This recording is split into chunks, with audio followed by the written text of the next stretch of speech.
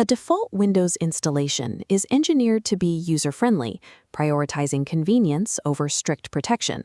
But out of the box, that convenience leaves the local system exposed to both direct network intrusions and unauthorized physical access. To survive in a corporate environment, this vulnerable endpoint has to be re-engineered into a hardened, enterprise-ready workstation. We achieve this using a strategy called defense in depth.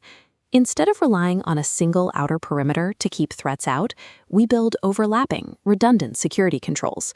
We are going to construct 4 specific layers of defense: identity management to verify the user, data at rest protection for the physical storage, execution and network controls for active threats, and enterprise centralization to manage it all.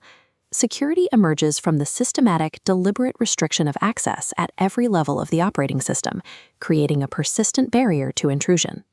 The foundational layer of OS hardening begins with identity verification and the principle of least privilege. This principle dictates that users are granted only the absolute minimum permissions necessary to perform their assigned tasks. This diagram highlights restricting account permissions. Daily operations should use standard user accounts. Administrative accounts, which make system-level changes, are isolated and used only when required. We also lock down default entry points, disable guest logins, and delete inactive accounts. Limiting account privileges is only effective if the credentials protecting those accounts actually hold up against an attack. This graphic outlines modern password best practices. The standard is now 12 to 16 characters, prioritizing long, memorable passphrases that makes cases, numbers, and symbols. This makes them mathematically harder to crack, but easier to type and remember.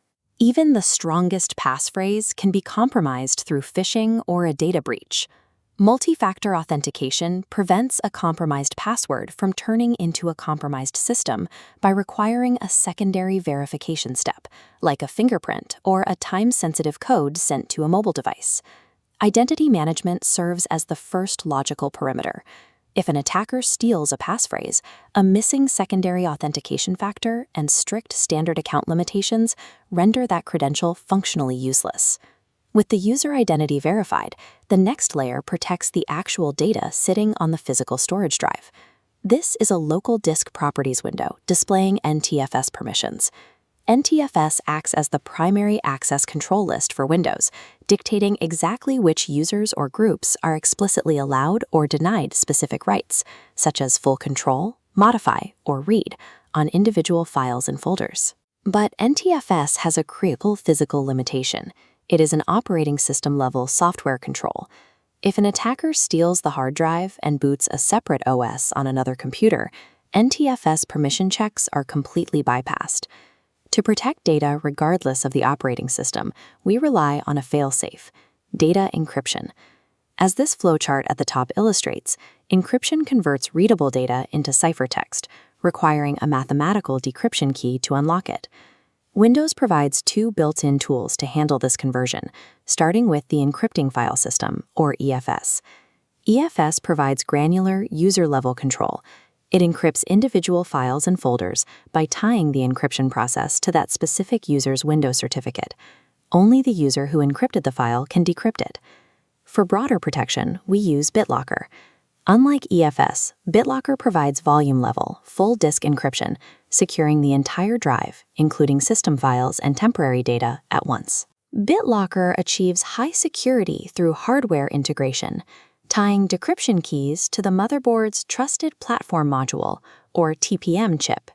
If the drive is removed from that motherboard, the TPM isn't there to provide the key, and the data remains locked. NTFS permissions act as a digital bouncer, checking IDs at the door of your files.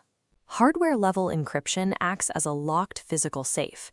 Even if the bouncer is bypassed, the contents of the safe remain entirely inaccessible.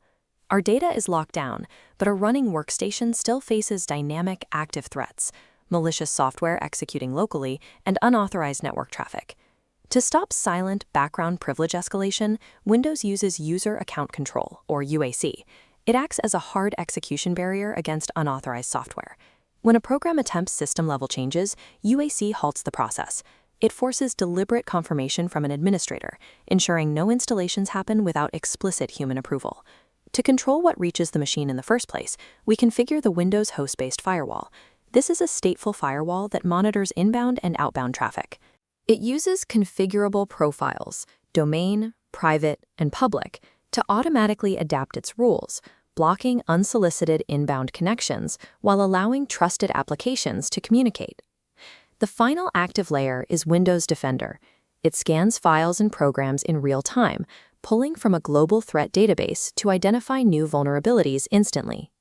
Defender includes specific targeted features like controlled folder access, which actively monitors critical directories to block the unauthorized encryption typical of a ransomware attack. Together, UAC, the host-based firewall, and Defender form a real-time perimeter. They catch and neutralize dynamic threats that try to execute within the boundaries of a verified identity and a decrypted volume. Configuring NTFS permissions, BitLocker encryption, and firewall rules locally works perfectly for a single computer. But doing this manually across an enterprise network of thousands of workstations is impossible to scale. This comparison chart highlights the core difference. On personal accounts, applying best practices is the user's responsibility. In a corporate environment, these identical principles are automated and rigidly enforced by policy, removing user choice from the equation. This graphic shows the hub-and-spoke model used to achieve that automation. The central authority is Active Directory. Administrators use tools like Active Directory users and computers to create, disable, and manage identities across the entire domain from one centralized location. To force global compliance, administrators use Group Policy Objects, or GPOs. Looking at the Group Policy Management console here, you can see the extreme granularity available. A single administrator can configure one GPO to dictate password complexity, enforce software restrictions, and update firewall rules simultaneously on every single machine connected to the domain. Enterprise security removes the configuration burden from the user. Deploying GPOs ensures the layered defense architecture remains identical, immutable, and active across the entire network. Let's look back at our workstation, now fully wrapped in multiple layers of conceptual armor and tethered securely to a domain server.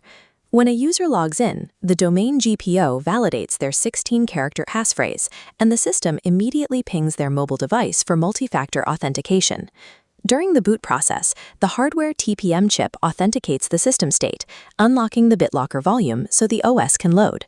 When the user tries to open a document, NTFS permissions check their Active Directory group status, confirming they have the exact read access required for that specific file. As the application launches, User Account Control and Windows Defender actively monitor the process, guaranteeing no unauthorized background scripts execute alongside it. If any single component in this chain fails, if a password is stolen or a malicious script slips through a firewall, it immediately hits the rigid restrictions of the next layer. The workstation survives through the deliberate, engineered orchestration of these overlapping systems, securing the environment from the silicon chip all the way to the domain controller.